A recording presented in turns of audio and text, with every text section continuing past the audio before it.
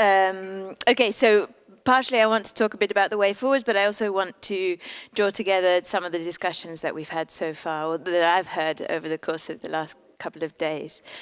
So yes, the way forward, but also where are we now? I wanted to begin with talking about the role of the PES in helping migrants find their way into the labour market. So these are sort of some of the fundamental roles of the PES is to match the job seekers with vacancies. So partially through job brokering, through providing information, and partially through addressing skills mismatch.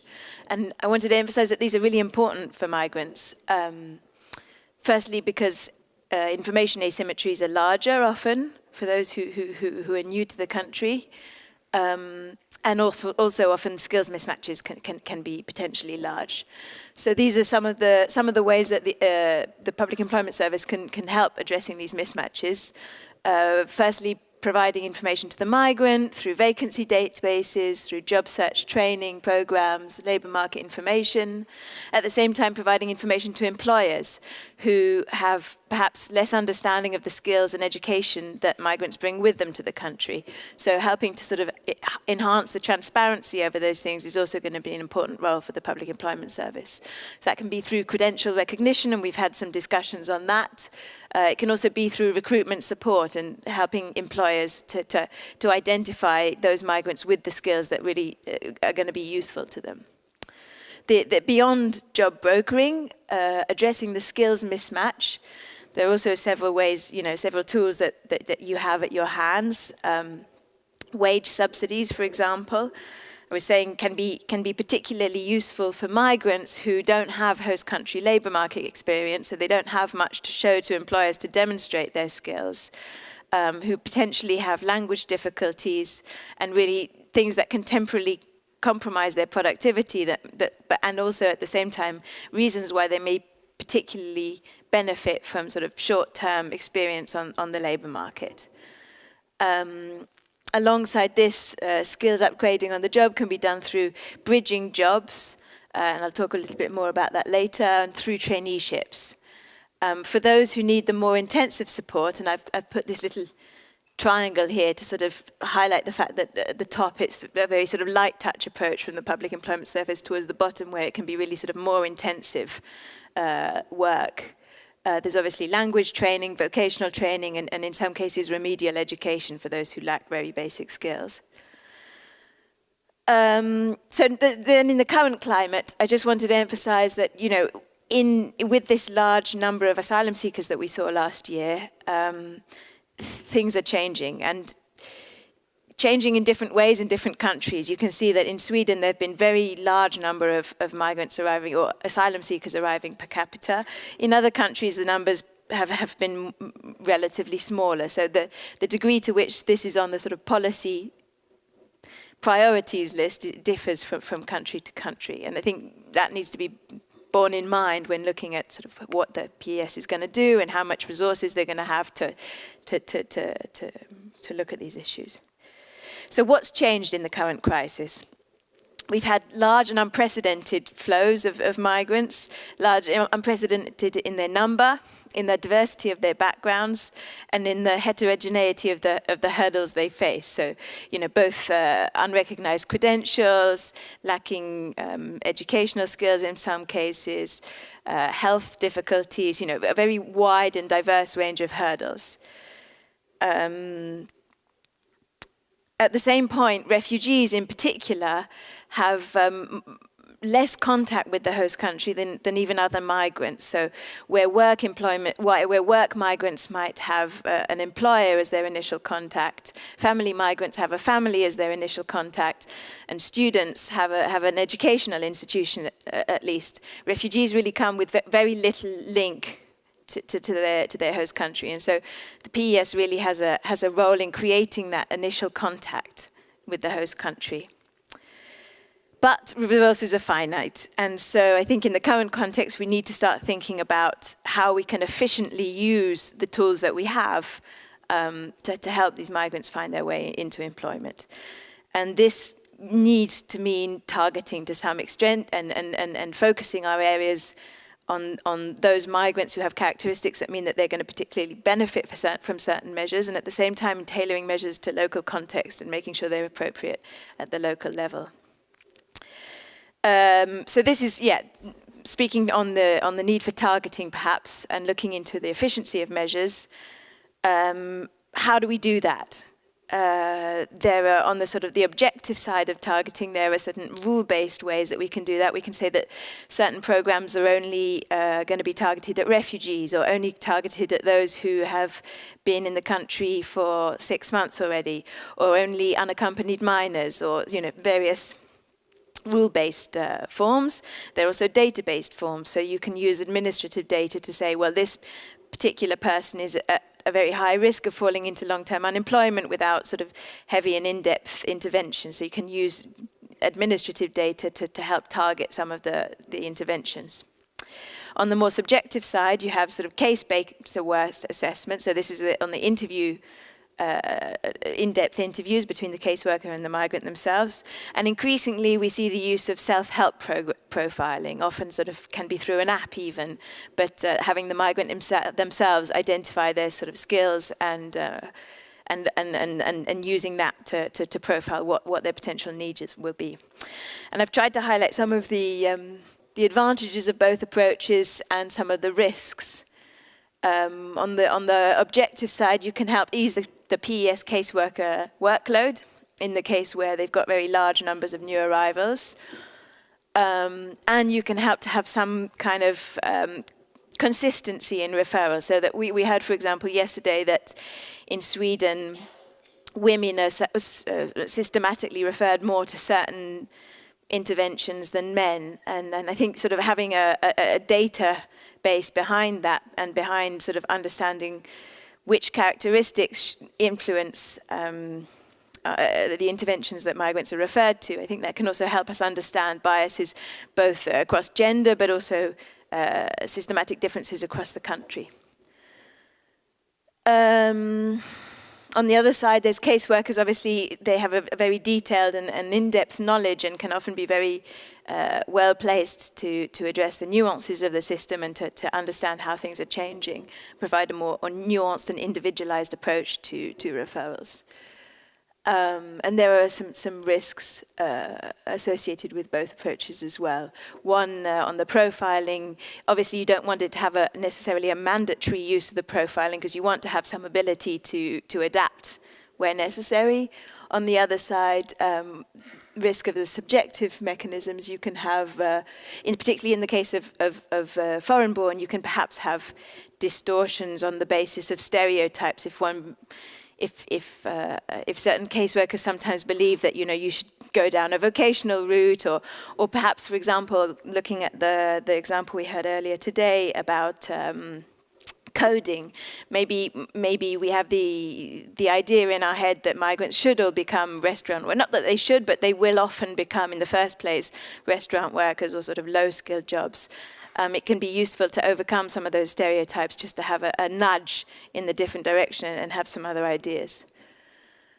So, where there are two options, there's always a third, and here's no exception. So I think profiling tools can be a useful aid.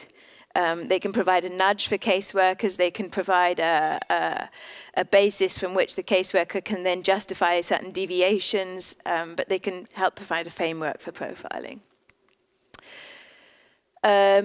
So on the other side of the efficiency, I've spoken about targeting, but I want to talk also about coordination within government, and also coordination with employers, and that's something that's come up repeatedly over these days.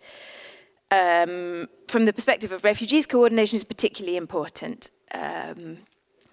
They frequently rely on multiple services, so as I said, health services, employment services, housing, all these different actors. So really, these different actors somehow need to be coordinated, otherwise it's very easy to get lost in the system.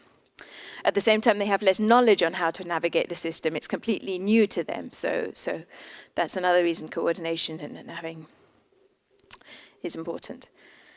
Again, the organizational structure is going to be important with this. So if in countries, for example, where the public employment services are linked to unemployment insurance, if refugees aren't necessarily eligible to file unemployment insurance, they're not going to necessarily find their way to the employment services. So that, I think, is something important to bear in mind.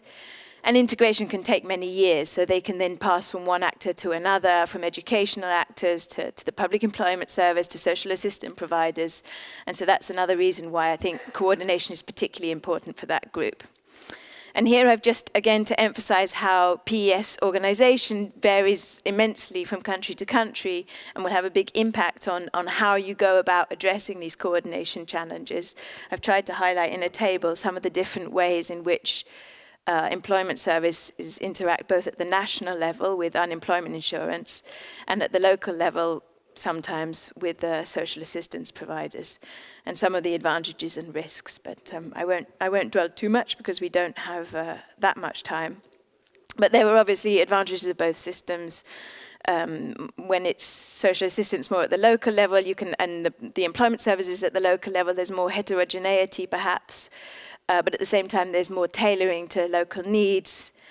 When employment services are split from social assistance, you often have duplication of services as the employment services are targeted at those who are close to the labour market.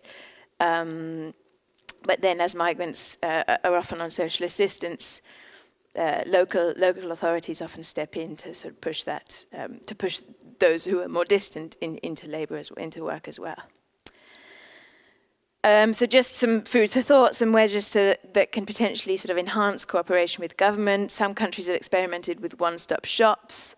Others have gone more down the route of monitoring and providing sort of targets and monitoring and information on the performance of local PES offices and private providers. That can be another mechanism. And it's important to think about aligning institutional incentives over time. As I said, sort of who's paying which benefit and what impact does that have on the incentive to help the person back into work. That was within government, but also we've heard about cooperation with employers. So again, this is another area that particularly is important for refugees. We've spoken about skill recognition, and I think really without employer engagement, skill recognition, meaningless is perhaps too strong a word, but I mean you really need employer involvement and buy-in to recognition if it's going to be effective, because ultimately it's the employers who need to recognize those skills. That can partially be, through their own testing, but you ideally want a sort of a test that all employers are on board, that they validate that. They also have to, we've spoken about wage subsidies. Employers have to be aware of these subsidies, so and the costs involved in them and the benefits they can potentially get.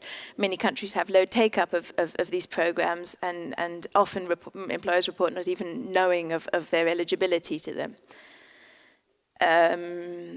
We've also spoken about work first and the importance of work-based training as sort of modular combinations of employment with education. Again, coordination with employers is really fundamental to the success of this.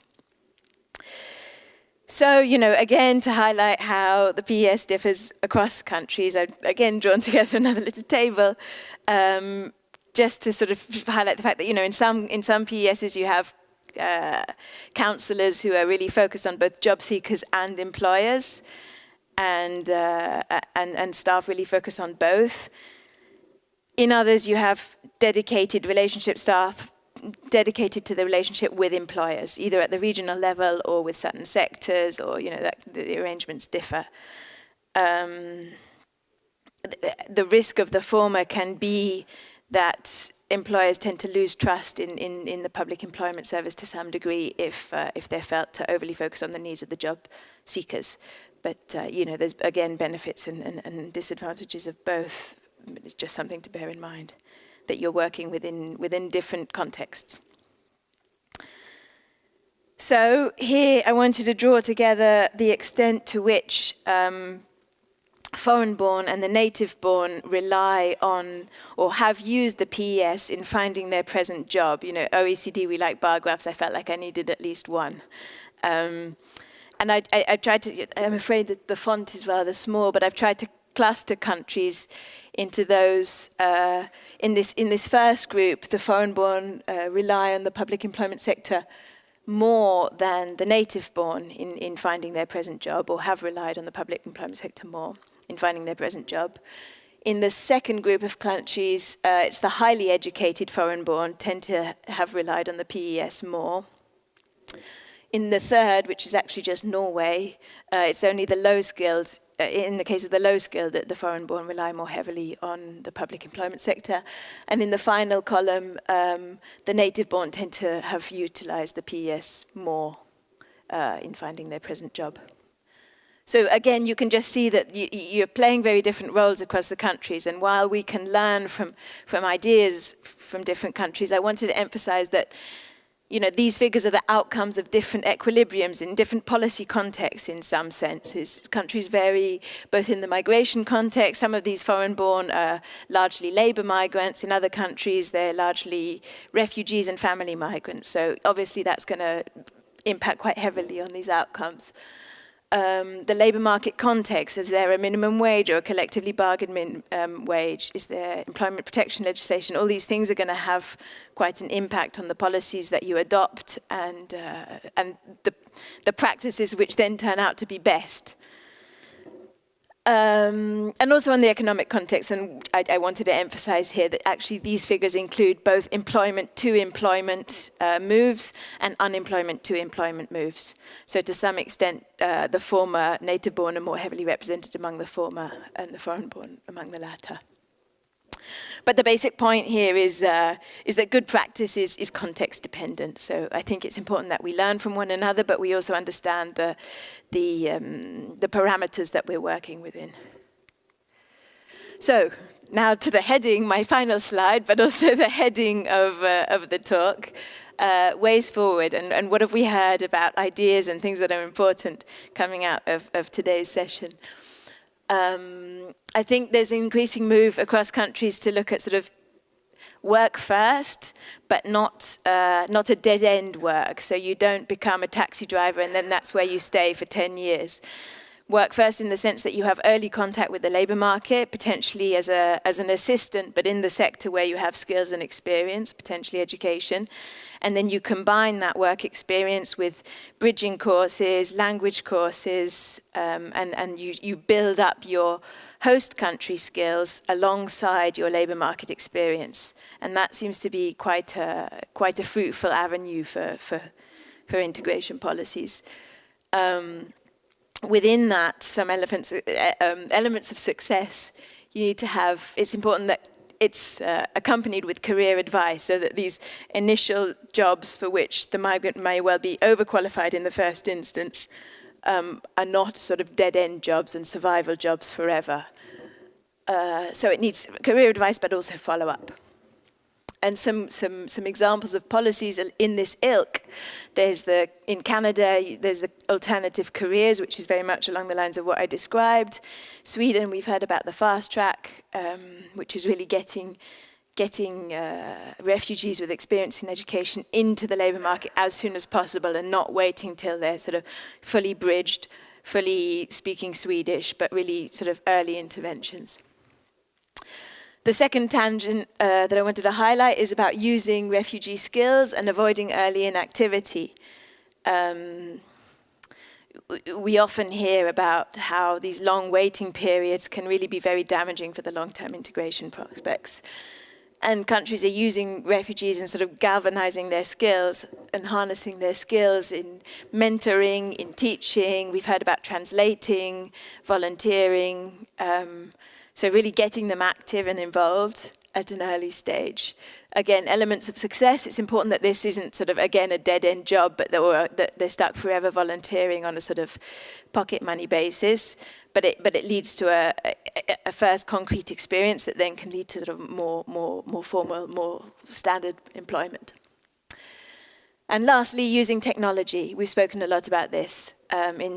with limited resources and very large numbers in some cases, this is obviously going to be a central part.